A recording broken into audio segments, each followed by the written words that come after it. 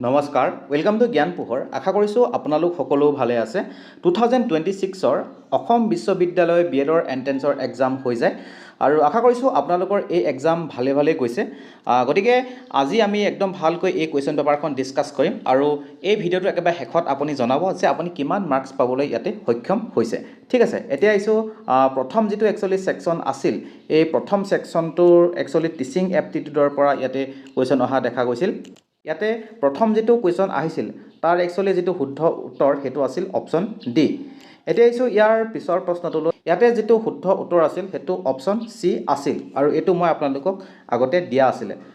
ঠিক আছে এতিয়া আইছো ইয়াৰ পিছৰ প্ৰশ্নটোলৈ ইয়াতে আহিছিল a teacher observe that despite well structured lesson plans students fail to transfer learning to real life situations the most appropriate pedagogical intervention would be গতিকে ইয়াতে যেটো শুদ্ধ উত্তৰ হেতু আছিল ইন্টিগ্ৰেট এক্সপেৰিমেন্টাল লাৰ্নিং ষ্ট্ৰেটেজিজ আপোনালোকে জনে জনে মোৰ ভিডিঅ'সমূহ চাইছিলে বা ই-বুক লৈছিলে তেওঁলোকে হয়তো এটো কৰিব পাৰিছে এতিয়া আইছো ইয়াৰ পিছৰ প্ৰশ্নটোলৈ ইয়াতে সুধিছিল a student consistently underperforms due to test anxiety rather than inadequate preparation what would be the most appropriate response from the teacher ইয়াতে শুদ্ধ উত্তৰটো আছিল অপচন বি দেই আৰু ইমান দীঘলীয়াকৈ একচুয়ালি ডিসকাস নকৰো আজি মই আপোনালোকক জাস্ট আনসাৰ গিটা কৈ যাম যাতে আপোনালোকে অতি সোনকালে আপোনালোকে চাই ল'ব পাৰে যে আপোনাৰ কিমান শুদ্ধ হৈছে পিছত যদি আপুনি ডিসকাশন ভিডিও বিচাৰে আপুনি কমেন্ট কৰিব মই এটা ভিডিও লৈ আহিম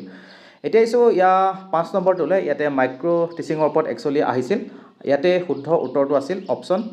ডি আৰু এটো যদি আপোনালোকে মোৰ টিচিং এপ্টিটিউডৰ ই-বুকখন লৈছিলে নিশ্চয় আপোনালোকে কৰিব পাৰিছে এতিয়া আইছো ইয়াৰ পিছৰ প্ৰশ্নটোলৈ ইয়াতে সুধিছে when evaluating a diagnostic test which of the following characteristics distinguishes from placement test ইয়াতে শুদ্ধ উত্তৰটো আছিল অপচন বি আৰু এটো যদি আপোনালোকে মোৰ ভিডিঅ'সমূহ চাইছিলে নিশ্চয় আপোনালোকে এটো কৰিব পাৰিছে এতিয়া আইছো ইয়াৰ পিছৰ প্ৰশ্নটোলৈ কোৱেশ্চন নম্বৰ 7 ইয়াতে শুদ্ধ উত্তৰ আছিল অপচন সি এতিয়া আইছো ইয়াৰ পিছৰ প্ৰশ্নটোলৈ কোৱেশ্চন নম্বৰ 8 ইয়াতে শুদ্ধ উত্তৰ আছিল অপচন ডি এতিয়া আইছো ইয়াৰ পিছৰ প্ৰশ্নটোলৈ ইয়াতে সুধিছিল a teacher modifies instruction based on students response during the lesson this reflects গতিকে ইয়াতে শুদ্ধ উত্তৰটো আছিল ফৰ্মেটিভ এসেসমেন্ট আৰু এটো আপোনালোকে যদি মোৰ ভিডিঅ'সমূহ চাইছিলে নিশ্চয়কৈ আপোনালোকে এটো কৰিব পাৰিছে এতিয়া আইছো ইয়াৰ পিছৰ প্ৰশ্নটোলৈ ইয়াতে সুধিছিল a teacher uses peer assessment to improve learning this primarily develops ইয়াতে শুদ্ধ উত্তৰটো আছিল অপচন এ মেটাকগনিটিভ স্কিলছ গতিকে আপোনালোকে যদি মোৰ টিচিং এপ্টিটিউডৰ ই-বুকখন লৈছিল ইয়াতে এটো কথা উল্লেখ আছিল এতিয়া আইছো ইয়াৰ পিছৰটোলৈ ইয়াতে সুধিছিল which of the following reflects inclusive assessment practice গতিকে ইয়াতে শুদ্ধ উত্তৰ আছিল providing accommodation based on learner needs গতিকে আপোনালোকে মোৰ ভিডিও বা ই-বুকখন যদি লৈছিলে এটো আপোনালোকে তাতে পাইছিলে কিন্তু ইন্টাৰেষ্টিং কথা কি অসম বিশ্ববিদ্যালয়ৰ যিসমূহ একচুয়ালি কোৱেশ্চন টিচিং এপ্টিটিউডৰ বাকি ইউনিভাৰ্সিটিত অহা কোৱেশ্চন বিলাকতকৈ কিন্তু টান আহে মানে বিএড কোৰ্সটোত লৰাছলি বিলাকে পঢ়িবলৈ গলে যিখিনি একচুয়ালি পায় সেই বস্তুখিনি এতিয়াই দি দিছে ঠিক আছে গতিকে এখন যথেষ্ট একচুয়ালি টিচিং এপ্টিটিউডৰ কোৱেশ্চনখিনি অকমান টান কাটে যিখিনি লৰাছলিয়ে আগতে এডুকেশ্যন পঢ়িয়ে আহিছে তেওঁলোকৰ কাৰণেহে অলপ ইজি হয় দেই এতিয়া আইছো ইয়াৰ পিছৰ প্ৰশ্নটোলৈ ইয়াতে সুধিছিল who proposed the concept of zone of proximal development yes ZPD এটো মই আপোনালোকক টিচিং এপ্টিটিউডৰ ই-বুক লগতে মই ভিডিঅ'সমূহত পঢ়াইছিলো যদি আপোনালোকে গোটেই মোৰ ভিডিঅ'সমূহ চাইছিলে কৰবাত নহয় কৰবাত এটো পাইছে মই আপোনালোকক 100% গ্যাৰান্টি দি ক'ব পাৰো ইয়াতে শুদ্ধ উত্তৰ আছিল অপচন বি ভাইগটস্কি এতিয়া আইছো ইয়াৰ পিছৰ প্ৰশ্নটোলৈ কোৱেশ্চন নম্বৰ 13 ইয়াতে সুধিছিল you have to complete a vast syllabus in limited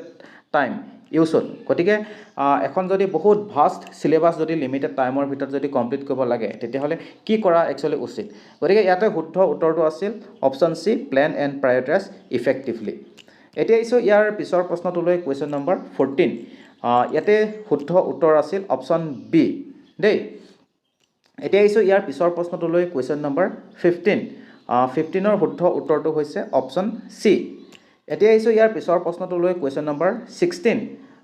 16ৰ শুদ্ধ উত্তৰটো হৈছে অপচন এ একচুয়ালি এবিলাক ব্লুম টেক্সোনমি বিএডৰ কোৰ্সটোত পঢ়িবলৈ পায় অকমান টান কোৱেশ্চন সুধিছে কিন্তু আগতেও সুধে দেই এতিয়া আইছো ইয়াৰ পিছৰ প্ৰশ্নটোলৈ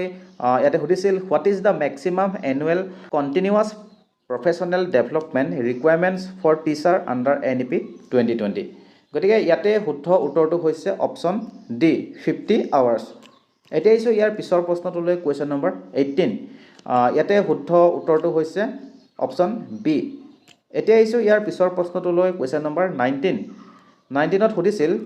which is an example of intrinsic motivation গতিকে এইটো মই আপোনালোকক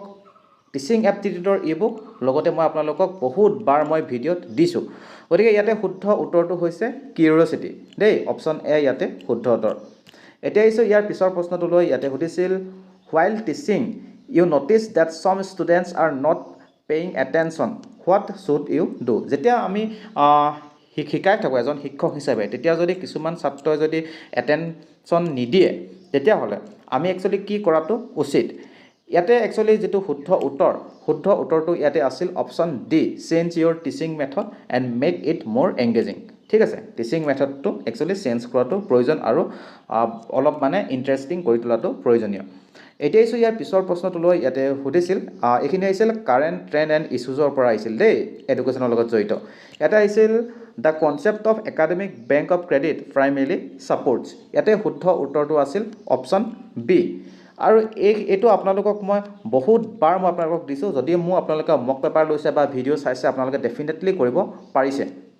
এতিয়া আহিছোঁ ইয়াৰ পিছৰ প্ৰশ্নটোলৈ ইয়াতে সুধিছিল the primary aim of foundational literacy and numeracy mission is ইয়াতে মই এইটো আপোনাক কালি নে পৰহি মই পঢ়াইছিলোঁ আপুনি ৰিচেণ্ট ভিডিঅ'কেইটা চাব আপোনালোকে গমেই পাব গতিকে ইয়াতে শুদ্ধ উত্তৰটো হৈছিল basic reading and numeracy skill at early grades yes মই যোৱাকালি পঢ়াইছিলোঁ এইটো আপোনালোকে চাব যোৱাকালি ভিডিঅ'টোতে পাই যাব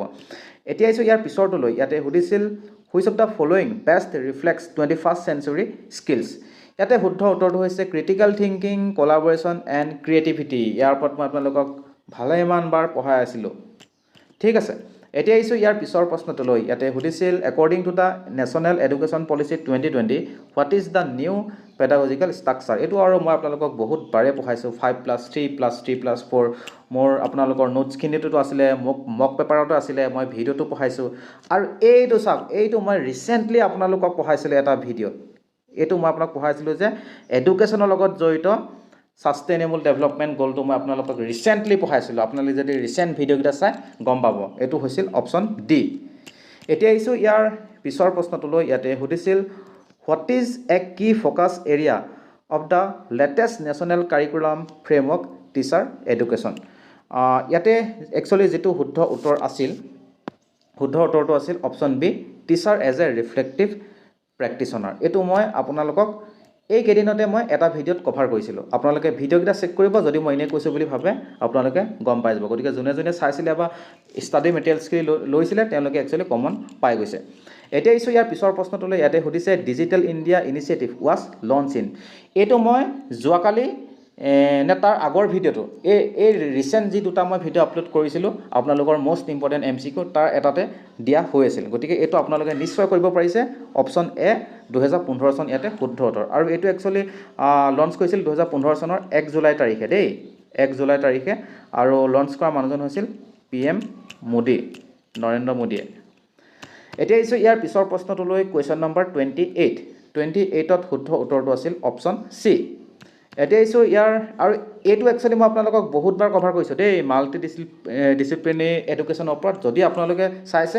মই এই ৰিচেণ্ট যিকেইটা ভিডিঅ' আপলোড কৰিছিলোঁ আনকি তাতে উল্লেখ আছে সেইকেইটা আপোনালোকে চোৱা হ'লেও এইকেইটা আপোনালোকে কমন পায়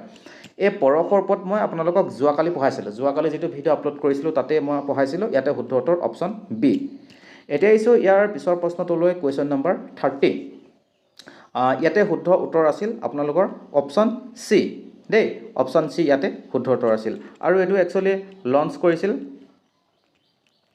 কোনে কৰিছিল NCERT লঞ্চ কৰিছিল এতিয়া আহিছোঁ ইয়াৰ পিছৰ প্ৰশ্নটোলৈ কুৱেশ্যন নম্বৰ 31 ইয়াতে শুদ্ধ উত্তৰ আছিল অপশ্যন চি এতিয়া আহিছোঁ ইয়াৰ পিছৰ প্ৰশ্নটোলৈ কুৱেশ্যন নম্বৰ 32 ইয়াতে শুদ্ধ উত্তৰ অপশ্যন ডি এতিয়া আহিছোঁ ইয়াৰ পিছৰ প্ৰশ্নটোলৈ কুৱেশ্যন নম্বৰ 33 ইয়াতে শুদ্ধ উত্তৰ অপশ্যন এ এতিয়া আহিছোঁ ইয়াৰ পিছৰ প্ৰশ্নটোলৈ কুৱেশ্যন নম্বৰ 34 ইয়াতে শুদ্ধ উত্তৰ হৈছে অপশ্যন চি এতিয়া আহিছোঁ ইয়াৰ পিছৰ প্ৰশ্নটোলৈ কুৱেশ্যন নম্বৰ 35 ইয়াতে শুদ্ধ উত্তৰ হৈছে অপশ্যন বি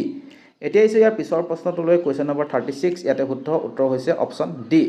এতিয়া আহিছোঁ ইয়াৰ পিছৰ প্ৰশ্নটোলৈ কুৱেশ্যন নম্বৰ 37 শুদ্ধ উত্তৰ আছিল অপশ্যন এ আৰু এনেকুৱা ধৰণৰ কুৱেশ্যন মই আপোনালোকক ক'ত দিয়া আছিলে মক পেপাৰত দিয়া হৈ আছিলে আপোনালোকে নিশ্চয় কৰিব পাৰিছে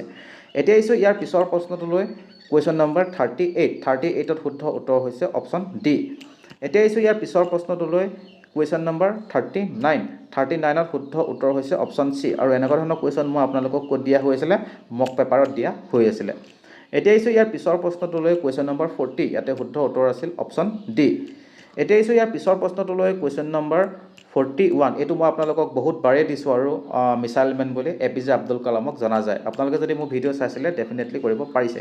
এইটোতো মই আপোনালোকক যে 150টা মোষ্ট ইম্পৰ্টেণ্ট MCQ বুলি এটা ভিডিঅ' বনাই দিছিলোঁ এডুকেশ্যনৰ ওপৰত তাত আপোনালোকে যদি সেই ভিডিঅ'টো চালেহেঁতেন মই আপোনালোকক বহুতবাৰ ৰিকুৱেষ্ট কৰিছিলোঁ চাবলৈ গতিকে যিসকলে চাইছিলে ডেফিনেটলি কৰিব পাৰিছে উডছ ডেটছ পাৰ্টছ